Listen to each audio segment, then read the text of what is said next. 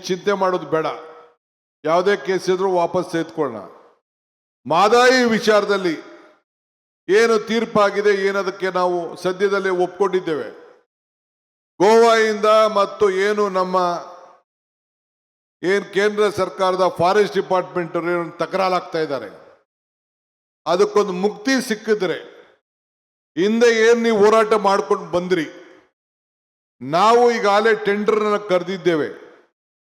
ಅದಕ್ಕೆ ಯಾವ ಭಾಗದ ಕುಡಿಯೋ ನೀರು ವಿಚಾರದಲ್ಲಿ ಗೋವಾರವರು ಮತ್ತು ಕೇಂದ್ರ ಸರ್ಕಾರದ ಏನು ರಾಜಕಾರಣ ಇದೆ ಆ ರಾಜಕಾರಣ ಬದಿಗೆ ನಾವು ಇಡಬೇಕಾಗ್ತದೆ. ಈ ಕರ್ನಾಟಕ ರಾಜ್ಯದ ಶಕ್ತಿ ನಾವು ಎಲ್ಲ ರೈತರಿಗೆ ಈ ಬರೀ ನಮ್ಮ ಅಭಿವೃದ್ಧಿ ಬಗ್ಗೆ ನಾವು ಚಿಂತೆ ಮಾಡಬೇಕು. ಇನ್ನು 2 ವರ್ಷ ಆದಮೇಲೆ ರಾಜಕಾರಣ ಪ್ರಾರಂಭ ಮಾಡೋಣ. ಈಗ ಜನರ ಬದುಕದ ಬಗ್ಗೆ ನಾವು ಚಿಂತೆ ಮಾಡೋಣ. ನಿಮ್ಮ ವಿಚಾರದಲ್ಲಿ ಇವತ್ತು ಮಾದಾಯಿ ವಿಚಾರದಲ್ಲಿ, ಕೃಷ್ಣಾ ವಿಚಾರದಲ್ಲಿ, ಕಾವೇರಿ ವಿಚಾರದಲ್ಲಿ ಎಲ್ಲ ಪಾರ್ಟಿಯವರು ಸೇರಿ ಇವತ್ತು ನಮಗೆ ಕೇಂದ್ರದಲ್ಲಿ ಸಹಕಾರ ಕೊಡ್ತಾ ಇಲ್ಲ. ಪಾಪ ಬೊಮ್ಮಾಯಿನವರೇ ಬಹಳ ದೊಡ್ಡ ಮನಸ್ಸು ಮಾಡಿ ಕೇಂದ್ರದ ಏನು ಬಜೆಟ್ ನಿರ್ಮಲಾ ಸೀತಾರಾಮನ್ ಅವರು ಹೇಳಿದ್ರು 3,450 ಕೋಟಿ 5,450 ಕೋಟಿ ರೂಪಾಯಿ ಕೊಡ್ತೀನಿ ಅಂತೇಳಿ ಏನು ನಮ್ಮ ಅಪ್ಪರ್ ಭದ್ರಾ ಯೋಜನೆ ಏನು ಘೋಷಣೆ ಮಾಡಿದ್ರು ಅದನ್ನ ಬೊಮ್ಮಾಯಿರವರು ಓದಿದ್ರು. ಇವತ್ತರೆಗೂ ಕೂಡ ಅದು ಕಾರ್ಯರೂಪಕ್ಕೆ ಬಂದಿಲ್ಲ. ನೀವೇ ಅದಕ್ಕೆ ನಿಮ್ಮ ಮಾತಿಗೆ ಏನಿದೆ, ನಿರ್ಮಲಾ ಸೀತಾರಾಮನ್ ಅವರ ಮಾತು ಏನಿದೆ, ನಮ್ಮ ಈ ದೇಶದ ಪ್ರಧಾನಮಂತ್ರಿ ಮಾತು ಏನಿದೆ, ಆ ಮಾತು ಕೊಟ್ಟ ಮಾತನ್ನ ನಾನು ಹಿಂದೆ ಹೇಳಿದ್ದೇನೆ, world power is world power ಅಂತ. ಒಂದು ಮಾತು ಕೊಟ್ರೆ ಆ ಮಾತನ್ನ ಉಳಿಸ್ಕೊಳ್ಬೇಕು, ನುಡಿದಂತೆ ನಡಿಬೇಕು. ಆಗ ಮಾತ್ರ ನಾಯಕರು ಅನ್ಸ್ಕೊಳ್ಳಿಕ್ಕೆ ಸಾಧ್ಯ. ನಾವು ರಾಜಕಾರಣದಲ್ಲಿ ನಾವು ಯಾರು ಎಷ್ಟು ದಿನ ಇರ್ತೀವಿ ಅನ್ನೋದು ಮುಖ್ಯ ಅಲ್ಲ. ಇದ್ದಂಥ ಸಂದರ್ಭದಲ್ಲಿ ನಾವು ಯಾವ ರೀತಿ ನಮ್ಮ ಮಾತನ್ನ ನಾವು ನಡ್ಕೊಳ್ತೀವಿ, ಏನ್ ಸಾಧನೆ ಮಾಡ್ತೀವಿ, ಇದು ಬಹಳ ಮುಖ್ಯ.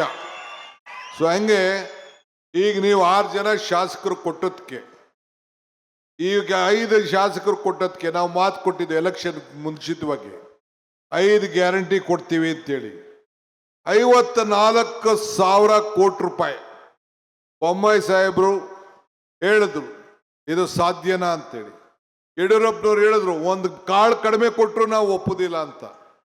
ನಾವು ಇವತ್ತು ಬರೀ 4-5 ತಿಂಗಳಲ್ಲಿ ಈ ಸರ್ಕಾರ ಬಂದ ತಕ್ಷಣ ಈ 5 ಗ್ಯಾರಂಟಿಗಳನ್ನು ಕೊಟ್ಟು, ನಾನು ಹೇಳಿದೆ ಎಲೆಕ್ಷನ್ ಟೈಮ್ ಬಂದಿಲ್ಲ ಭಾಷಣ ಮಾಡುವಾಗ ಹೇಳ್ತಿದ್ದೆ, ಕಮಲ ಕೆರೆಯಲ್ಲಿದ್ದರೆ ಚಂದ,